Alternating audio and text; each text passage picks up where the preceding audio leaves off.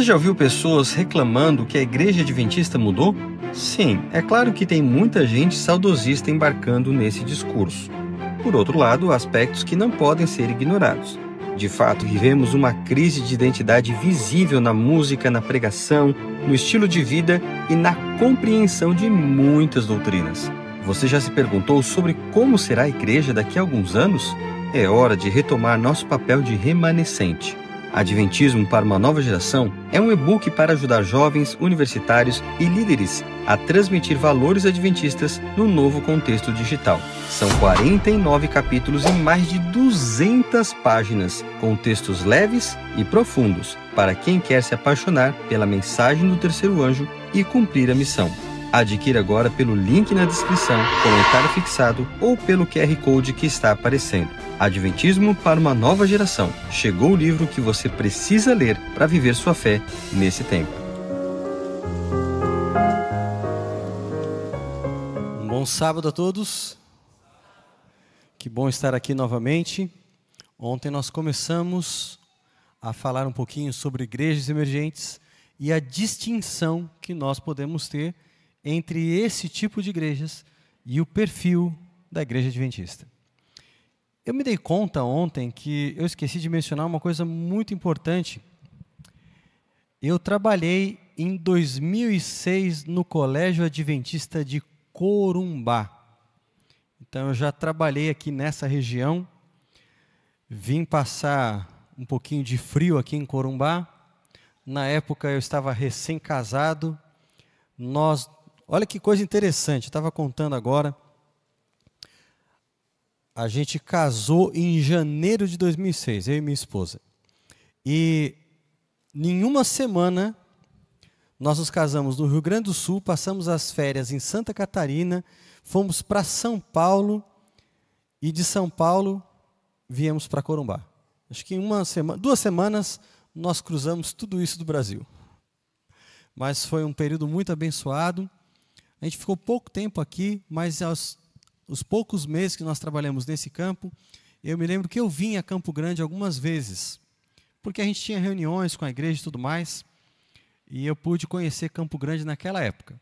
Não conheci profundamente, mas é sempre bom a gente relembrar os lugares por onde passa.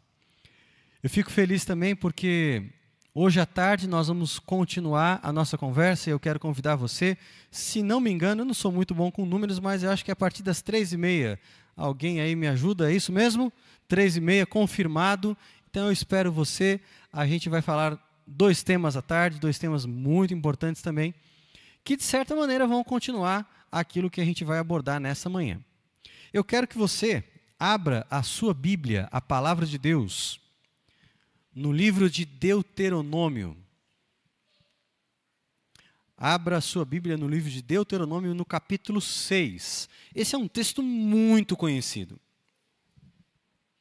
E, de fato, o livro de Deuteronômio é um livro especial, porque ele é a continuação daquilo que Moisés queria transmitir ao povo. Ele faz aqui o seu discurso de despedida, recapitulando pontos importantes da trajetória de Israel e relembrando a nação do que eles deveriam manter, de quais valores eles deveriam zelar, enquanto eles estivessem em caminho para a terra prometida. Nós vamos introduzir por esse texto. E em seguida, eu quero explorar o tema, deixa eu ver, pode colocar para a gente, por favor? O tema que nós vamos trabalhar nessa manhã é esse aí. Novas gerações diante de 2 perspectivas. A perspectiva adventista e a perspectiva das igrejas emergentes. Você já deve ter encontrado o texto bíblico e antes da gente poder ler, eu quero convidá-la a fazer mais uma oração específica para que de fato Deus esteja conosco agora, dirigindo a nossa mente e nos habilitando não apenas a compreender, mas a praticar aquilo que nós vamos ver na palavra. Feche seus olhos assim como você está. Grande Deus e Pai, humildemente nós estamos diante da Tua palavra. Queremos descalçar as sandálias dos nossos pés, porque esse terreno fértil e maravilhoso é santo. e pedimos que o Senhor nos guie por ele. Que a nossa mente, em contato com a Tua palavra, seja esclarecida, porque é ela que transforma. E que o Senhor nos ajude a tomar sábias e profundas decisões com esse contato que teremos com a Tua palavra. Abençoa-nos, nós te pedimos por Jesus. Amém. O que nós vamos ler na palavra de Deus agora é o coração da religião de Israel. A máxima do judaísmo está justamente aqui em Deuteronômio, no capítulo 6, verso 4. As palavras do Senhor são: escute, Israel, o Senhor nosso Deus é o único Senhor. Na continuação, diante dessa grande verdade, Deus, usando o seu servo Moisés, conclama o povo a um comprometimento. Se Deus é de fato o único Senhor, eles deveriam adotar uma determinada postura diante dessa verdade. O texto diz: portanto, ame o Senhor seu Deus de todo o seu coração, de toda a sua alma e com toda a sua força. A verdade de quem é Deus exige de nós uma postura de comprometimento, que se traduz por amá-lo com tudo o que nós temos e somos. Isso é muito profundo. Deus está pedindo aqui dedicação completa, exclusiva. Você precisa, com tudo que você é, com tudo que você possui, consagrar-se a Ele, ao seu serviço. Por isso que o salmista diz: tudo que tem fôlego, louve ao Senhor. Enquanto nós tivermos vida, nós devemos dedicar os nossos empreendimentos, os nossos melhores esforços, os nossos planos e mesmo as atividades ordinárias para que de alguma maneira a gente sirva a Deus. Mas isso não vai ficar aqui apenas na esfera individual, no meu relacionamento pessoal com Deus. Olha como a coisa vai partir agora para uma outra esfera, porque é assim que funciona. Quando eu tenho um comprometimento com Deus, isso não fica no meu campo privado, na minha esfera particular. Isso vai extravasar para os meus relacionamentos.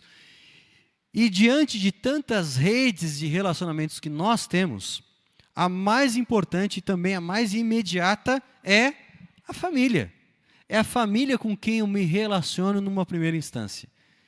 E isso não podia ficar de fora. Por isso que a Bíblia diz aqui no versículo 7, versículo 6, primeiro: essas palavras que hoje lhe ordeno estarão no seu coração. Agora o versículo 7, você as inculcará. Olha que palavra engraçada. Inculcará. O que é inculcar? Literalmente é colocar na cuca, como se dizia antigamente, na cachola. É você introjetar, é você fazer com que aquele conceito, aquela ideia, aquele princípio faça parte agora da vivência do outro. Você as inculcará a seus filhos e delas falará quando? Quando estiver sentado em sua casa e ao levantar-se. Também deve amarrá-las como sinal na sua mão, e elas lhe serão por frontal entre os olhos, e você as escreverá nos umbrais de sua casa e nas suas portas. Em todo o tempo, o israelita era conclamado a testemunhar, mas testemunhar para quem? A quem ele deveria influenciar? A seus filhos. Era assim que na Bíblia Deus mostrava a sua preocupação, o seu zelo pelas futuras gerações, ordenando a seus pais que cuidassem delas, que as instruíssem, que as orientassem, não apenas de uma forma teórica, baseado numa linguagem oral, em discursos. Não, tudo isso devia ser muito prático, muito vívido. Os filhos deveriam aprender com o exemplo de seus pais. Os pais a todo tempo deveriam estar preocupados com a educação recebida pelos filhos. E aqui educação no sentido de uma preocupação em servir a Deus. Afinal, os livros de sabedoria da Bíblia, Provérbios, Eclesiastes, eles vão estabelecer que a diretriz principal da sabedoria qual é? Qual é o princípio da sabedoria? É o temor ao Senhor. Se eu tenho temor ao Senhor, eu sou sábio. Eu posso construir todas as minhas experiências, relações, até mesmo a minha carreira profissional, a maneira como eu lido com os outros, baseado no temor ao Senhor. É isso que a Bíblia está desafiando o povo de Israel a fazer. E, de certa maneira, essa preocupação com as novas gerações, ela não diminui, ela não se suaviza. Mesmo porque a gente está falando hoje de uma condição em que muita coisa mudou. Numa sociedade como era a sociedade israelita, uma sociedade muito tradicional, era normal os filhos se submeterem aos pais e os filhos copiarem os pais. Se alguém era carpinteiro, você nem precisaria fazer o teste vocacional com seu filho. Porque se o pai era carpinteiro, o filho automaticamente seria carpinteiro. Aprenderia a sua profissão com o pai. A sociedade ela tinha outra forma de se organizar na sua economia. Tinha outros valores. Mas no Ocidente a coisa é diferente. Graças à Revolução Industrial e às sucessivas revoluções tecnológicas, nós enfrentamos hoje rupturas na sociedade, barreiras, distâncias de uma geração para outra. E você já percebeu como Hollywood contribuiu com esse processo? A chamada cultura em massa, ela é uma cultura voltada para quem? Quem que é o foco? Crianças, jovens. Você pode ver que a partir da década de 50 até os nossos dias, boa parte desses filmes da produção industrial de Hollywood, eles são voltados para esse público mais jovem. Ele é o foco. E nós vemos hoje um fenômeno na sociedade que é interessante. As pessoas, elas querem se manter jovens. Elas querem permanecer jovens. Veja os grandes artistas, as celebridades, as pessoas famosas, elas fazem todo tipo de procedimentos estéticos e todas as coisas para tentar reverter o efeito dos anos. O bom é ser jovem. E essa juventude, ela tem quase como que uma obrigação empurrada pela indústria, pela sociedade, de divergir dos valores dos seus pais. A gente vê cada vez mais uma necessidade de buscar o novo, de ser diferente, de construir uma nova sociedade. A gente está vivendo uma fase de transição muito difícil. E diante de tudo isso aí, a gente pode dizer, deixa eu ver se eu consegui ligar direitinho, se está passando, vamos ver, ligado está. Ó, passou, pronto.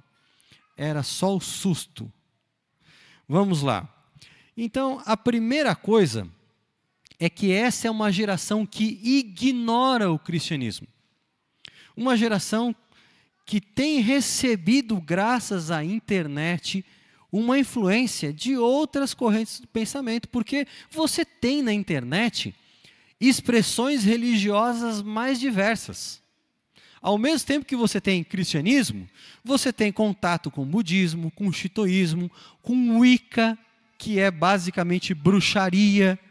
E há alguns anos, há algumas décadas, nós tivemos uma série de livros e filmes muito populares promovendo a bruxaria de forma explícita. E isso alcançou uma geração de adolescentes.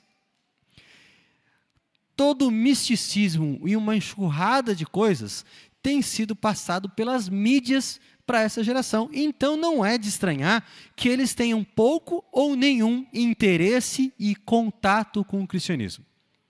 E deixa eu contar uma coisa para você mais assustadora ainda. Eu fui capelão de escolas adventistas por 15 anos. E eu percebi que entre os jovens que estudavam nas nossas escolas, muitos deles ou adventistas ou de lares evangélicos. A maior parte tem esse perfil. Muitos deles já viviam uma desconexão em relação à fé dos seus pais.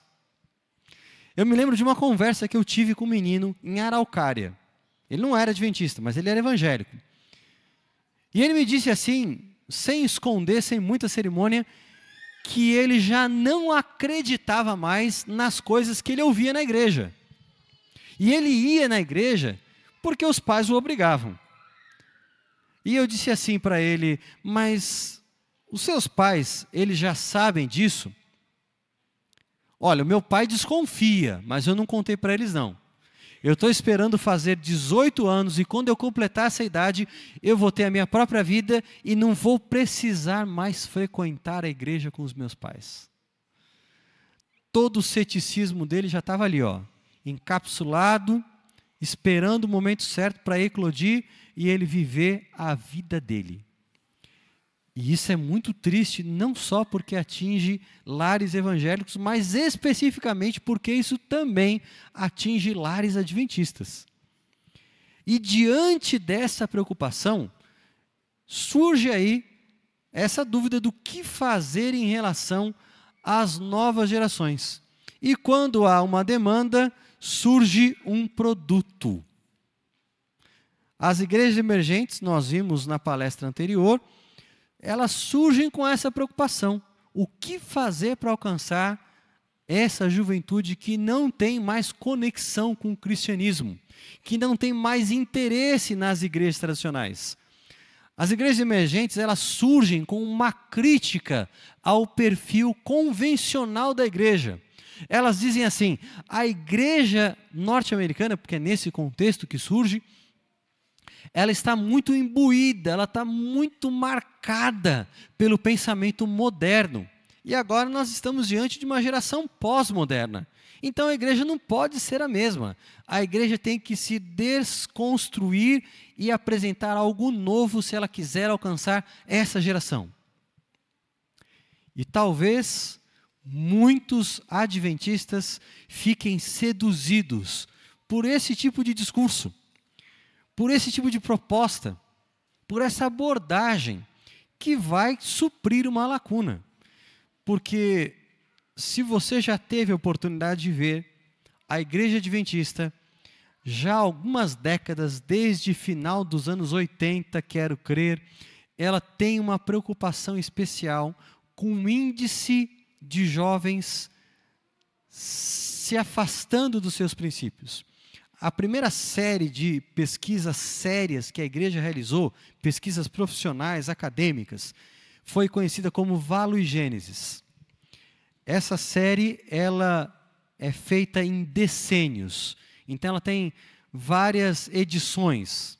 Tem a primeira edição, que é essa que data do final dos anos 80, depois uma segunda edição, uma terceira, e talvez, não tem informações concretas, pode ser que ela já esteja até numa quarta edição. Se isso se confirmar, será a pesquisa mais longeva que a igreja fez em relação a jovens. Mas desde a primeira edição da Valo Gênesis, a gente percebe problemas. Sabe por quê? Porque a Valo Gênesis, ela entrevistou professores, pastores e administradores e também alunos. O sistema americano é um pouco diferente, mas seriam alunos mais ou menos do fundamental para o ensino médio, nessa faixa de idade. E a pesquisa Valo Gênesis constatou que, com respeito a crenças básicas, há pouca dúvida e pouca discordância.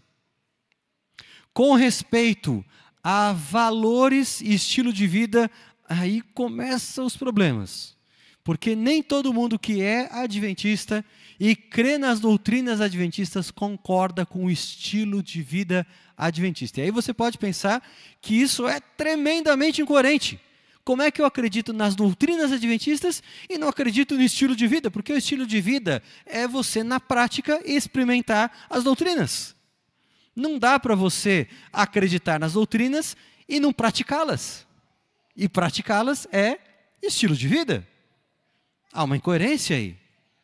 Mas isso foi percebido na Valo e Gênesis. Mas a igreja fez outras pesquisas. E quem sabe uma das mais recentes é a 21st Century Adventist Connection.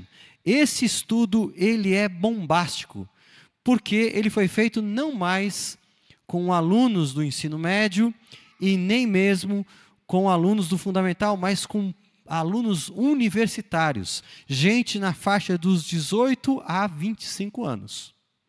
E quais foram os resultados? Alguns. Vou compartilhar rapidamente com vocês. Você percebe que na pesquisa, quanto mais caracteristicamente adventista é uma doutrina, maior é a sua rejeição.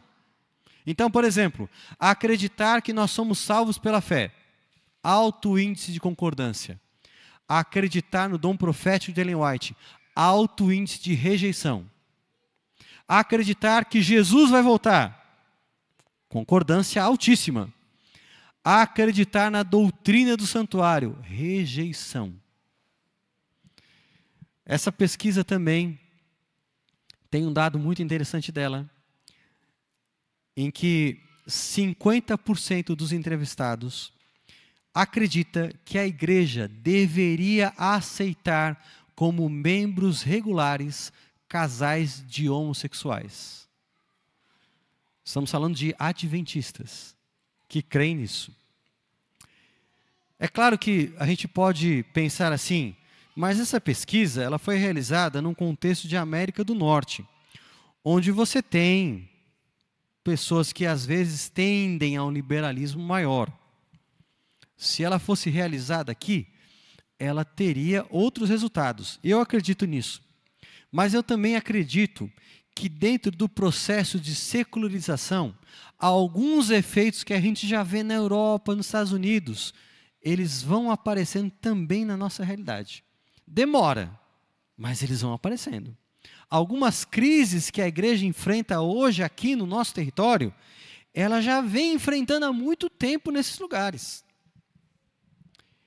E isso faz com que a gente fique alerta. E aí surge a pergunta, se a igreja adventista hoje tem dificuldade de conectar os seus jovens, de fazê-los pensar como adventistas, e até mesmo em alguns contextos de frequentar, fazer parte das reuniões de culto, será que nós não poderíamos usar as estratégias adotadas pela igreja emergente, pelas igrejas emergentes, para alcançar essas pessoas? Será que nós não temos que aprender com esse grupo que surgiu justamente com essa preocupação? E quando você olha as igrejas emergentes, são igrejas frequentadas, em maior parte, por pessoas entre 20 e 35 anos. São igrejas voltadas para o público mais jovem. Então, de alguma maneira, o que essas igrejas têm feito? Tem dado resultado. Aí, eles querem alcançar pessoas jovens, as pessoas jovens estão lá. Então, será que nós não podemos usar as mesmas estratégias que eles usam? Será que nós não podemos imitar alguma coisinha? Ou quem sabe até adaptar. Adaptar é uma palavra melhor do que imitar. Será que a gente não poderia adaptar o que eles têm praticado? Ontem nós vimos que as igrejas emergentes, elas são uma coisa diferente e têm pressupostos diferentes. O pacote oferecido é outro, diferente do que a igreja adventista acredita, prega e ensina. Mas eu quero expandir um pouquinho esse assunto e ver como isso acontece na prática. A igreja emergente, ela tem uma preocupação de resgatar o cristianismo histórico. E deixa eu explicar. Nós estamos numa sociedade que é pós-cristã. Em outras palavras, se antigamente os valores do cristianismo influenciavam as pessoas de uma forma geral, hoje em dia o jogo virou. Você lembra das cidades pequenas? As cidades pequenas, mesmo aqui no nosso Brasil, tinha uma praça central. Nessa praça central você tinha geralmente a prefeitura. E o que mais ficava nessa praça central? Uma igreja. Por que tinha uma igreja ali? Para mostrar que a igreja era uma referência. Fazia parte do pensamento. Estava ali no centro. Hoje em dia, muitas cidades nem tem mais presenças significativas de igrejas. Quando você vai para grandes centros, você tem até templos de outras religiões. Eu morei um pedaço da minha vida em Curitiba, onde as minhas filhas nasceram, eu já disse isso ontem. E Curitiba tem templos budistas, tem mesquitas, você tem sinagogas, você tem qualquer outra coisa que você imaginar tem. E não é uma exceção. Várias cidades grandes do Brasil, e acredito que aqui também você vai ter uma grande representação de religiões não cristãs. Ao mesmo tempo, não é só uma questão de arquitetura, é uma questão de estilo de vida e pensamento. Porque as pessoas hoje não tomam mais as suas decisões baseadas na sua fé. Mesmo pessoas cristãs, muitas vezes, elas agem pelos seus interesses comerciais, elas agem também por causa das referências culturais que possuem. Algumas pesquisas feitas nos Estados Unidos, elas demonstram que, por exemplo, quando você fala de taxas de divórcio, cristãos e não cristãos têm taxas muito semelhantes, não tem praticamente diferença. Quando você olha consumo de mídia, o que as pessoas têm assistido, e isso tem se tornado um assunto muito importante, especialmente com o crescimento de serviços de streamings. Quando você olha para isso, consumo de mídias, séries, filmes, aquilo que cristãos assistem, não tem muita diferença em relação àquilo que não cristãos assistem. Então, mesmo pessoas religiosas, elas não usam como critério existencial para ordenar a sua vida, para criar ações do dia a dia, elas não usam a fé como embasamento, como ferramenta para tomar decisões. São religiosas e reservam um final de semana, um dia na semana, para estar numa igreja, num espaço onde elas têm uma experiência religiosa, mas saindo dali, elas são pessoas como todas as outras. Esse é um fenômeno hoje. E por isso a gente fala de uma sociedade pós-cristã. Uma sociedade onde existem igrejas, onde existem líderes religiosos, mas existe pouca influência da religião na vida das pessoas. Então, qual que é a proposta da igreja emergente? É resgatar o cristianismo histórico. Bonito isso? Só bonito, né? Parece uma coisa boa. Mas na prática, o que significa? Significa que eles querem, durante o culto, expor os jovens, que muitas vezes não têm nenhuma referência de fé cristã, a diversas expressões históricas do cristianismo. Então, quando você entra numa dessas igrejas, você encontra, por exemplo, um ambiente escuro e velas. Você encontra também a prática da Lectio Divina, que é uma prática católica. Você tem, muitas vezes, labirintos de oração, outra prática medieval. Quando você canta, existe um mix. Ao mesmo tempo que se cantam alguns hinos evangélicos tradicionais, também são cantados hinos contemporâneos, uma herança das mega-igrejas. A gente falou que a igreja emergente ela surge primeiro por causa da preocupação de alguns líderes de jovens que faziam parte das mega-igrejas com gerações, com pessoas que estavam deixando de frequentar. E nas mega-igrejas já se usava o louvor carismático. Na década de 80, nos Estados Unidos, existe uma revolução litúrgica, onde você começa a usar músicas mais terapêuticas, mais agradáveis, músicas também parecidas com ritmos populares, para atrair pessoas, e isso a igreja emergente ela dá uma continuidade a isso. Então você tem essa mistura de diversos elementos do cristianismo, elementos que remetem ao catolicismo, elementos do protestantismo histórico, elementos do pentecostalismo, do neopentecostalismo. Tudo isso entra no liquidificador, batem isso por 1 minuto, vira essa mistura violenta e isso é servido às novas gerações. Então, quando a gente olha para isso daí, a gente tem um risco muito grande. Eu vou falar mais à tarde a respeito do perfil de culto das igrejas emergentes. Então não vou expandir isso agora. E fica aí o apelo para que você não falte à tarde. Mas eu quero que você olhe para essa figura. E eu quero dizer, antes de mais nada, em minha defesa, que a intenção não era fazer comercial de nenhuma marca. Foi a primeira imagem que apareceu com melhor definição. Mas eu quero que você se concentre no fato de que nós temos aqui um suco de uva puro, concentrado, caprichado. Mas do outro lado, o que você está vendo ali? Um copo com água. Se você colocar o suco no copo com água, ainda é suco? É ou não é? É. Mas o que acontece com ele? Ele fica diluído.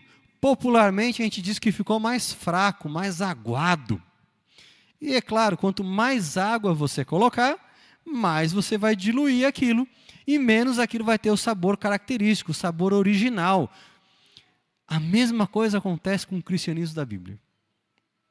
Se você for adicionando cultura, se você for adicionando ideologia, se você for adicionando tradição, esses elementos eles vão servir como diluidores. E aí a fé cristã, ela vai perdendo a sua essência, aquilo que a torna característica, aquilo que dá sabor real a ela. E ela se torna assim uma espécie de espiritualidade mais genérica.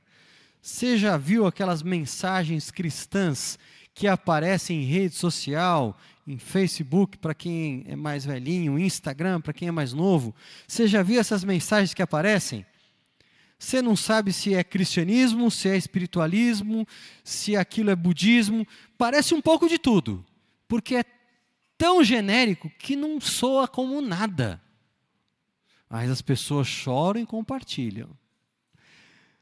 Muitas igrejas são assim, oferecem um cristianismo genérico, fraco, adocicado.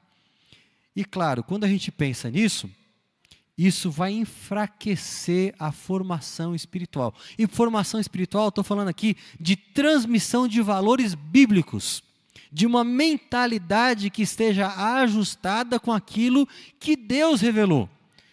E nesse sentido aí, isso se torna um perigo para nós adventistas.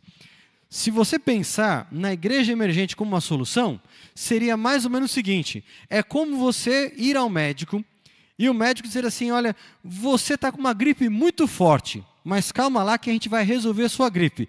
Eu vou passar aqui para você 10 sessões de quimioterapia e vai curar a sua gripe. O diagnóstico pode ter sido preciso, mas e o tratamento? Esse tratamento vai terminar com você.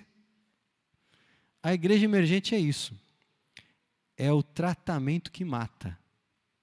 É a solução que não acaba com o problema, mas o aprofunda. Ao invés de recuperar os valores, ela vai terminar de varrê-los para debaixo do tapete para mais longe possível. Se a gente quiser recuperar a mentalidade bíblica, se a gente quiser salvar uma geração, se a gente quiser de fato influenciar os jovens, o caminho tem que ser outro. E agora eu quero apresentar para você o que a Igreja Adventista tem feito em termos de formação generacional. O que a igreja faz e tem feito e precisa continuar fazendo para influenciar jovens? Acho que a primeira e mais importante atividade é nós reconhecermos que a Igreja Adventista ela tem sim um trabalho muito bonito e sério com novas gerações. E não é de agora. Esse trabalho é histórico. A igreja percebeu muito cedo que por meio da escola sabatina ela criaria uma rede para acompanhar os seus membros desde quando eles nascem. E não é exagero não, porque a gente tem um rol do berço até o momento em que a pessoa se torna adulta. A igreja se preocupa com um programa de instrução bíblica para os seus membros e os acompanha por toda a vida. Isso é valioso. Além disso, a igreja também, em algum momento, percebeu que ela poderia investir em clubes de desbravadores e aventureiros. Hoje pela manhã eu estive no acampamento e eu fiquei impressionado. É muito desbravador que essa igreja tem. Que bênção! E isso é valioso, porque quando a gente tem clubes bravadores e aventureiros, a gente não tem a troco de nada, não. Por que você acha que a igreja mantém esses clubes? Ah, porque a gente gosta de ver criança uniformizada. Ah, porque a gente tinha um desejo muito grande de fazer acampamento. Queria comprar barraca e ter acampamento. Será que é isso que a igreja, essa preocupação que a igreja tinha? Não. A igreja quer salvar. A igreja quer desenvolver caráter. A igreja quer formar líderes. Para isso que servem esses clubes. Pensa só, se você fizer a conta, e a realidade não muda muito de um lugar para o outro não, viu? Mas se você fizer a conta, sabia que um grande percentual de líderes da igreja, em todos os lugares, já foram desbravadores? E agora, desde o surgimento do Clube de Aventureiros também, muitos passaram pelos 2 clubes. Isso não é à toa, é caso pensado. A igreja está preocupada com as novas gerações. Mas, além dessa preocupação em ter os clubes, além da preocupação que a gente vê através da lição da escola sabatina, existe uma outra coisa que eu quero que você veja. E eu estou me referindo aqui à verdadeira educação. Deixa eu perguntar para você. O que você entende por educação? Você se considera uma pessoa bem educada? O que é educação, afinal de contas?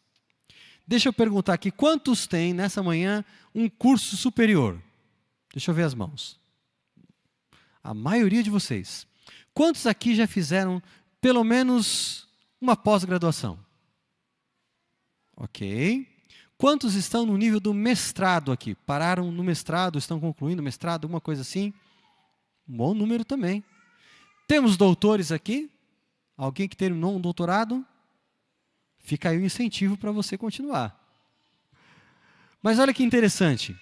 Quando a gente pensa em estudos, em educação, parece que a nossa cabeça se volta para isso. Educação formal, estudos que a gente adquire aonde? Na escola.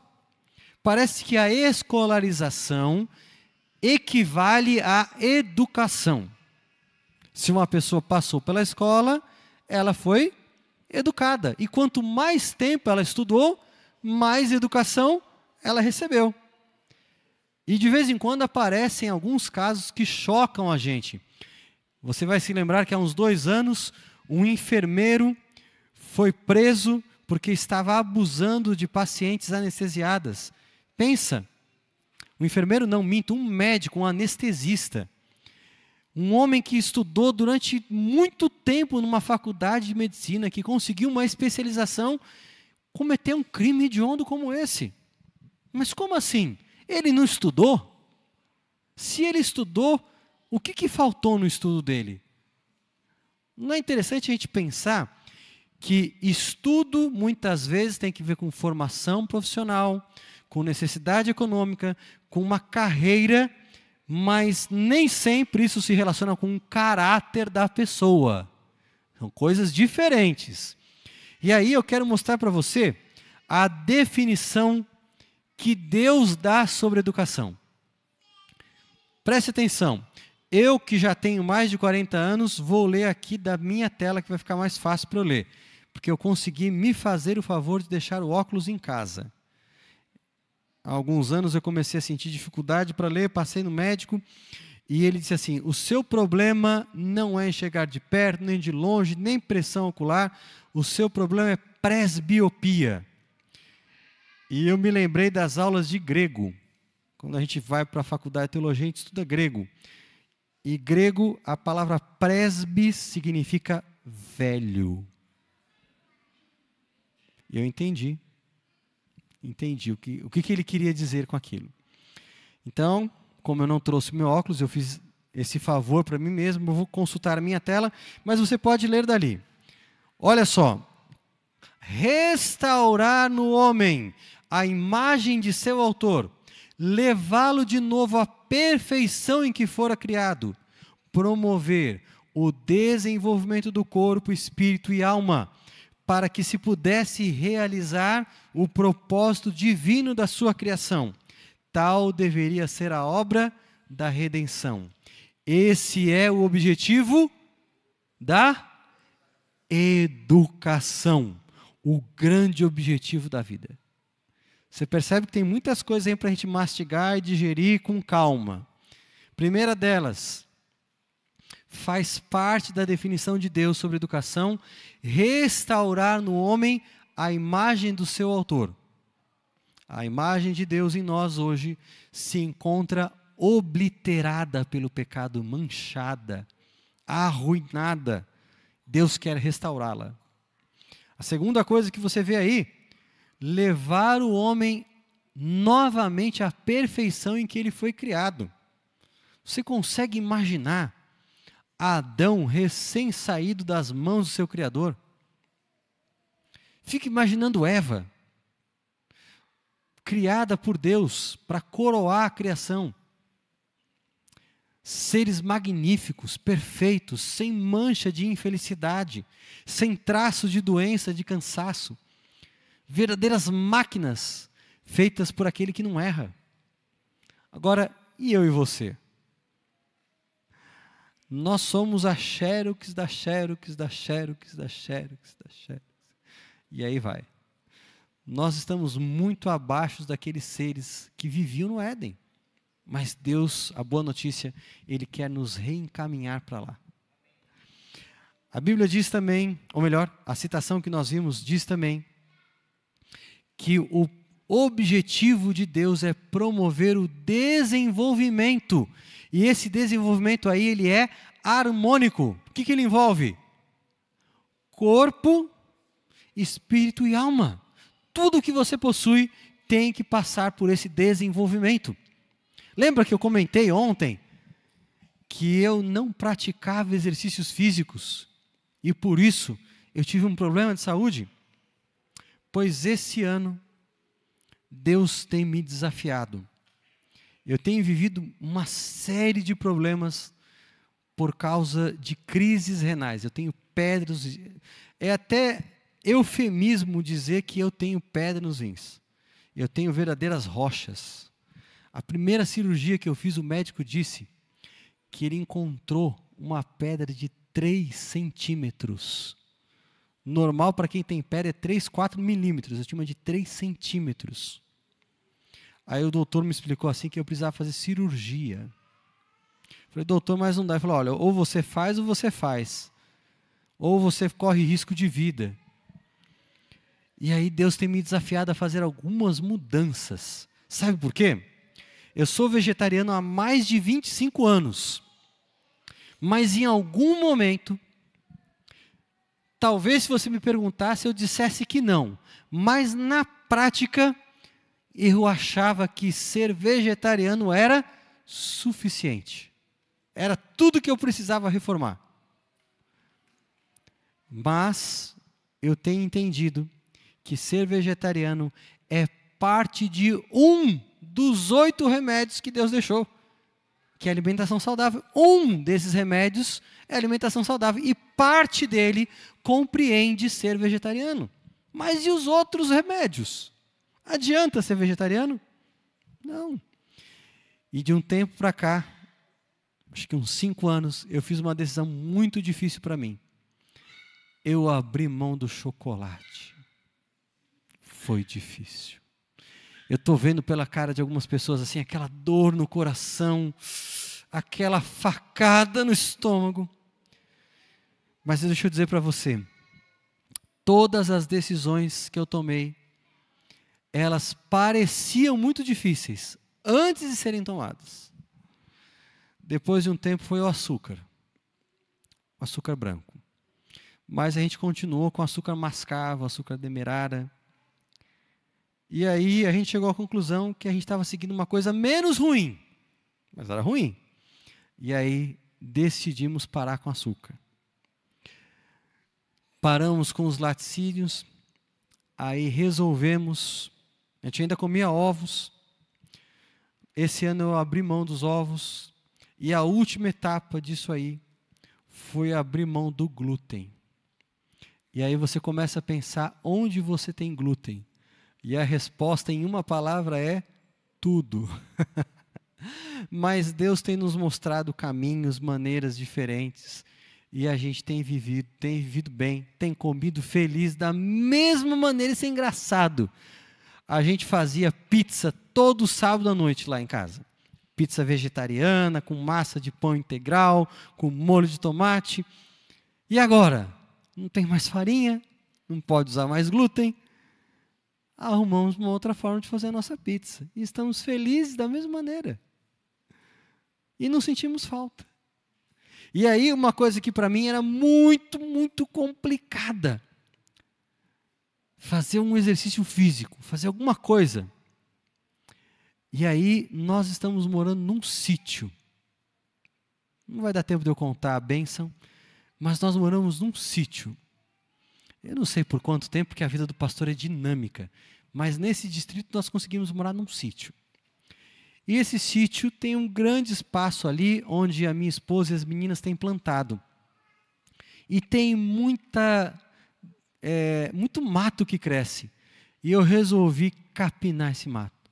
Nunca tinha pego uma enxada. Um objeto estranho, alienígena na minha mão. Como é que usa isso? Senhor, me dá saber do que eu vou fazer, vou assistir tutorial, como é que eu mexo nisso? Mas estou eu lá, capinando todo dia, meia hora por dia.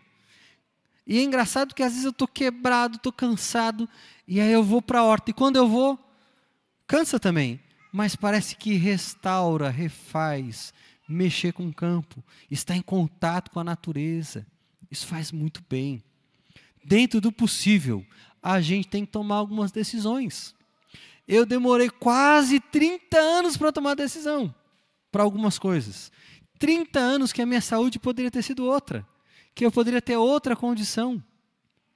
Deus quer que você se desenvolva também, com o seu corpo, com o cuidado da sua saúde. Esse é o objetivo de Deus, ter um desenvolvimento integral. Quando você pensa em educação no sentido convencional do termo, o que a educação proporciona? Aumento de um certo tipo de conhecimento. Mas isso por si só muda a vida de uma pessoa? Muda o caráter de alguém? Não. É ruim conhecimento? Não. Eu tenho a oportunidade de ter, agora no momento, estar dando sequência aos meus estudos, se Deus quiser. Até metade do ano que vem eu quero concluir o meu doutorado. Estou muito feliz pela oportunidade de estudar. Gosto muito. Mas isso por si só não é suficiente. Não é isso o tipo de desenvolvimento que Deus quer. Deus quer mais. Deus quer que você aprenda a valorizar o temor do Senhor como base do seu conhecimento, das suas decisões práticas, das suas experiências de vida. E sabe, como é que eu posso adquirir isso? Como é que eu posso experimentar essa verdadeira educação? Tem um método para isso? Tem. Sabe quem passou por esse método? Jesus. Bom, se funcionou no caso de Jesus, se ele adotou esses princípios, eu acho que funciona para mim e para você. Mas o que Jesus fez para ter a verdadeira educação? Ele aprendeu com 4 livros. Você sabia disso? Jesus, na sua educação, diz o Espírito de Profecia, ele usou 4 livros. Esses 4 livros são a base da verdadeira educação. E eu vou apresentar para você agora esses 4 livros. Olha o que diz Ellen White. Sua educação foi recebida das fontes indicadas por onde? Pelo céu. E que fontes são essas? Primeira delas, trabalho útil, estudo das Escrituras, da natureza e experiências da vida. Os compêndios, os livros divinos, cheios de instruções para quem? Para Jesus. Era só para ele. É isso? Para todos. Mas tem condição. Todos quantos neles põem mãos voluntárias, olhos atentos e coração entendido. Se você estiver disposto a cooperar com Deus e aceitar o plano que Ele tem para você e para a sua família, você vai ter a verdadeira educação. Veja, vamos pensar um pouquinho aí. Trabalho útil. Ele é um desafio, mas a gente tem que ensinar os nossos filhos que nada se consegue sem trabalho. Lá em casa, todo mundo tem uma função. Todo dia as minhas filhas sabem que elas têm um período na horta e elas têm um período para ajudar nas coisas de casa, lavar uma louça, secar uma louça. E elas vão felizes da vida. Não, mentira. Elas não vão felizes. Tem dias que elas aceitam, tem dias que elas resistem. Mas a gente tem que mostrar para elas a importância dessas coisas. Eu nunca vi uma louça autolimpante. Você já viu? Tem máquina que limpa, né? Mas a louça por si só, ela não vai se limpar. A comida não vai se fazer. A casa não vai passar vassoura nela mesma. Esse serviço tem que ser feito. A gente tem que fazer. E Ellen White fala que quando nós nos dedicamos a isso, nós também estamos servindo a Deus. E nós temos que instruir os nossos filhos com essas verdades. Outra coisa é amar as Escrituras. Ensinar os nossos filhos a amar a Bíblia. Lá em casa, nós temos a seguinte rotina. Todo mundo acorda e vai ler a Bíblia sozinho. Cada um faz o seu culto com Deus. Às vezes, a minha filha mais velha, Stephanie, que tem 8 anos, já sabe ler. Ela está do meu lado no sofá, eu lendo a minha Bíblia, ela lendo a Bíblia dela. Aí ela pega o meu braço assim, só inclina a cabeça, porque ela quando acorda não é muito assim de abraço, de beijo. Ela só pega o meu braço, deita a cabeça assim e vai lendo a Bíblia dela. Aí quando a mais nova acorda, de 5 anos, a Nicole não sabe ler ainda. Aí eu leio para ela a Bíblia. Mas para ela já se acostumando que é prioridade. Acordou, comunhão com Deus. Depois disso, nós vamos para o nosso café da manhã, nosso de jejum, e aí nós fazemos o culto em família. Nós, como família, que basicamente se restringe a recapitular e a estudar a lição da escola sabatina delas. Nosso culto matutino é assim. Então veja, quero dizer para você que o culto nosso, ele tem que ser pensado nessas dimensões.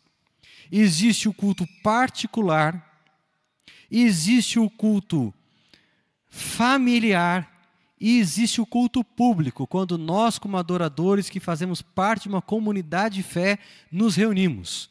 Um culto não substitui o papel do outro na sua vida.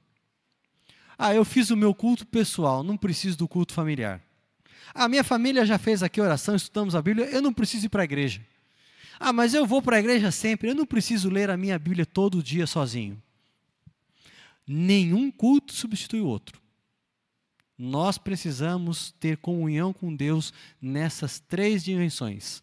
Individual e particularmente, em família e também como comunidade.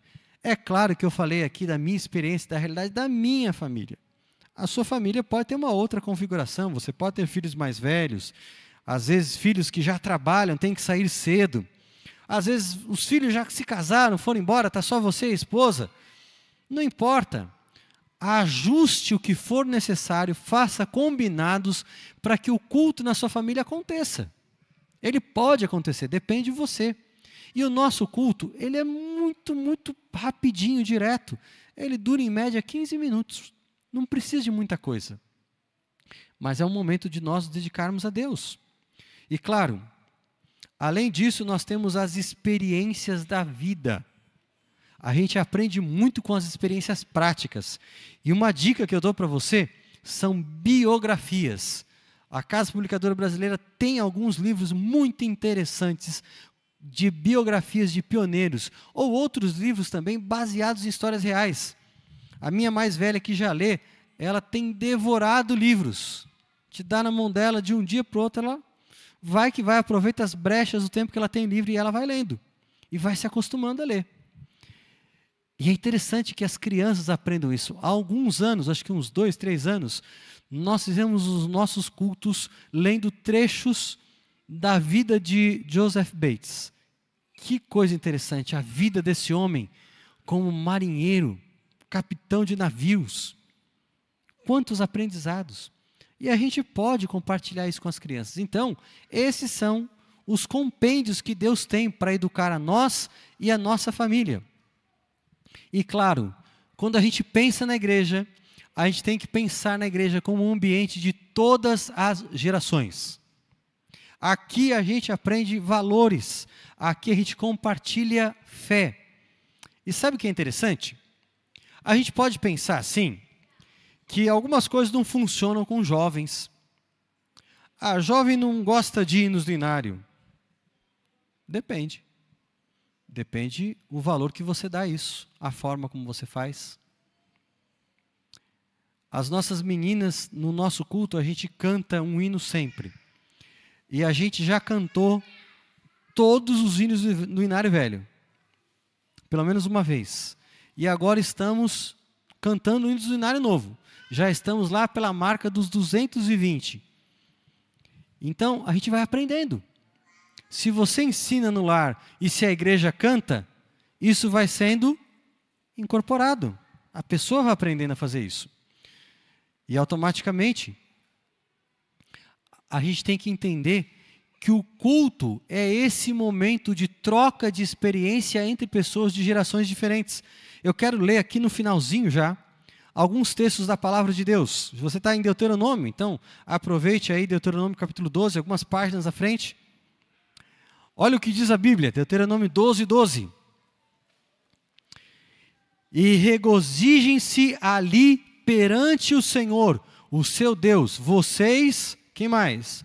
Os seus filhos e filhas, os seus servos e servas, e os levitas que vivem nas cidades de vocês, por não terem recebido terras nem propriedades. O culto era para quem? Para todos.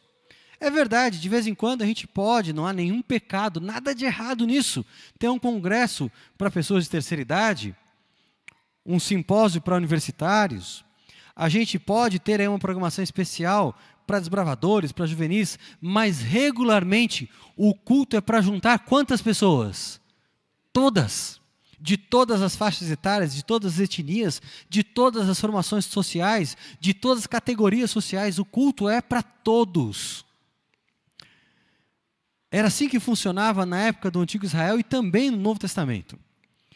E quando a gente pensa, é meio óbvio, porque a gente está falando de congregação. O que é congregar? É juntar. Se a gente vai separar pessoas, a gente não está congregando, a gente está segregando. Deus não quer que a gente segregue. Boa parte daquilo que a gente vê nas igrejas emergentes são cultos para jovens, um perfil para aquela faixa etária. Mas no plano de Deus, não. O culto é para todos. Um outro texto da palavra de Deus, agora Deuteronômio 29, versos 10 a 13. Deuteronômio 29, versos 10 a 13. Diz a palavra de Deus: hoje todos vocês estão na presença do Senhor, do seu Deus, os seus chefes e homens destacados, os seus líderes e oficiais, e todos os demais homens de Israel, juntamente com os seus filhos e suas mulheres, e os estrangeiros que vivem nos seus acampamentos, cortando lenha e carregando água para vocês. Vocês estão aqui, presentes, para entrar em aliança com o Senhor, o seu Deus, aliança que Ele está fazendo com vocês hoje, selando-a sob juramento para vocês, para hoje confirmá-los como seu povo, para que Ele seja o seu Deus conforme lhes prometeu e jurou aos seus antepassados Abraão, Isaque e Jacó. O culto é para todos. E como reflexão final, eu quero que você veja essa imagem. Sabe por que eu gosto dessa imagem? Porque ela tem uma coisa de bom. Ela mostra um Isaque mais perto da idade que ele realmente tinha em Gênesis 22. Não, Isaque não era um menininho, não era um juvenil. ele já era provavelmente um adolescente em final de adolescência ou um homem nos primeiros anos da fase adulta. A Bíblia diz, em Gênesis 22, que o motivo de Deus chamar Abraão a Moriá é para prová-lo. E essa palavra provar na Bíblia, ela dá a ideia de revelar o que está no interior, no íntimo da pessoa. Deus queria saber daquilo que Abraão era feito, de que material ele era feito. Mas eu gosto de pensar que essa prova, de alguma maneira, também afetava Isaac. E deixa eu perguntar para você, para conferir o seu grau, não só de familiaridade com essa história, mas também o quanto você se recorda, porque às vezes a mentalidade trai a gente. Mas eu quero te perguntar, quantas vezes Deus falou com Isaac? Eu vejo que você está em dúvida, vou perguntar de novo. Quantas vezes Deus falou com Isaac nesse momento que haveria esse sacrifício? Nenhuma. Deus não falou nenhuma vez com Isaac. Isso não é fantástico? Porque Deus falou com quem? Com Abraão. Abraão é que chegou para Isaac e disse: ô Isaac, em algum momento não dava mais para esconder, filho, sabe o que é? Hoje o sacrifício vai ser diferente. Vai ser você. Isaac poderia ter tido várias reações. Ele poderia ter dito: pai, está certo. A gente combina o seguinte, a gente aposta uma corrida. Se o Senhor me alcançar, eu aceito essa história do sacrifício. Mas essa não foi a reação de Isaac. Isaac se deixou amarrar. E é bem esse o termo, ele se deixou, porque um homem já feito, com toda a potência da sua virilidade, com toda a sua condição física, jamais seria amarrado por um ancião que talvez estivesse aí em torno dos seus 120 anos. Imagina, a mão de Abraão deveria tremer enquanto ele completava a tarefa de amarrar seu filho e deitá-lo sobre o altar. Ele não tinha forças. Mas Isaac aceitou. Isaac concordou. Porque Isaac não ouviu voz nenhuma. Mas ele sabia que Deus falava com seu pai. Isso era suficiente para ele. Talvez aqui a gente tenha o maior segredo para a igreja adventista continuar alcançando a próxima geração. O segredo não começa no que a gente vai mudar na igreja, no tipo de música que a gente vai fazer, a programação, se vai usar neon, se vai abrir um buraco no teto, descer alguém de helicóptero com gelo seco. O segredo não é esse. O segredo começa no lar. O segredo começa com pais que querem viver o evangelho e querem se colocar como modelo para os seus filhos. Pastor, mas e os jovens que não são da igreja, como é que a gente vai alcançá-los? Bom, o que você acha mais fácil? Alguém como eu, com mais de 40 anos, alcançar um menino de 16 ou um colega dele de 16 anos alcançá-lo? É mais fácil um jovem alcançar um jovem. Mas para que um jovem seja um missionário, para que um jovem tenha a ideia de ser luz aonde quer que ele for, ele precisa ser instruído, formado e ter exemplos. E isso começa no lar. Eu quero convidar você que quer se dedicar e dizer para Deus nessa manhã: Senhor, eu quero ser um pai modelo.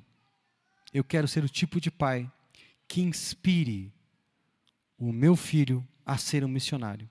Eu quero convidar você que é mãe e que diz assim: eu quero que os meus filhos recebam de mim toda a orientação para que eles sejam cristãos vitoriosos. Eu quero convidar você para vir à frente. Eu quero fazer uma oração por você que nessa manhã tem o desejo de que o seu lar seja abençoado. Você que quer se tornar um agente para abençoar e formar e instruir e preparar os seus filhos para que eles sejam testemunhas, para que eles sejam luz, para que eles façam a diferença, para que eles um dia sejam adventistas com um A bem grande maiúsculo. Eu quero orar por você. E se você tem bastante espaço, você fica livre para vir para cá. Todos podem se aproximar.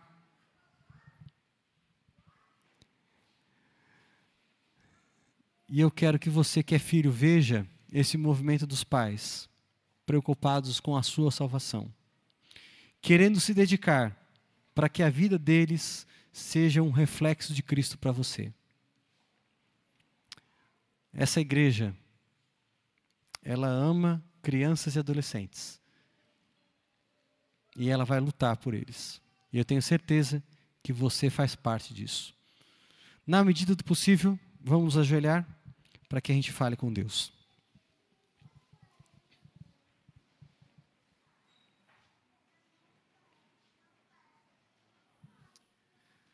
Quando nós olhamos para o mundo, Senhor, nós encontramos uma corrente de influências usadas pelo teu inimigo para afastar jovens e crianças do teu caminho, para roubar a atenção deles por meio das redes sociais, nas quais conteúdos não cristãos são disseminados, onde valores não bíblicos são propagados.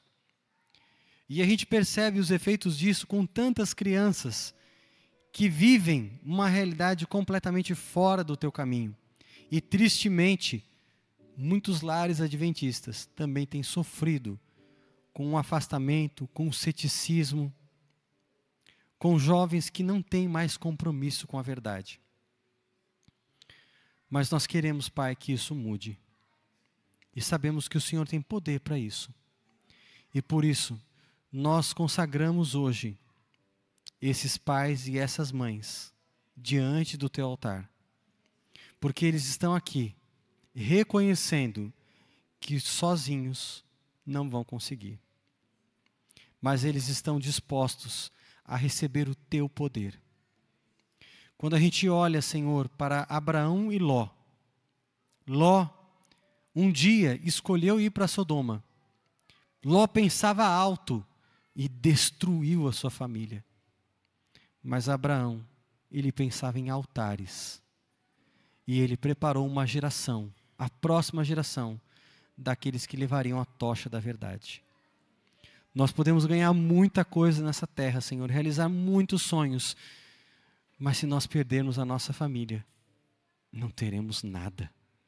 E por isso, Senhor, nós queremos abrir mão de muitas coisas para ser o tipo de pessoa que vai ganhar os filhos para Cristo, que vai influenciá-los para que eles sejam fiéis, usando os teus métodos, usando aquilo que o Senhor deixou na nossa mão, aplicando a verdadeira educação, educando-nos a nós mesmos e aos nossos filhos, para que juntos como família estejamos em pé no grande dia do retorno do Senhor.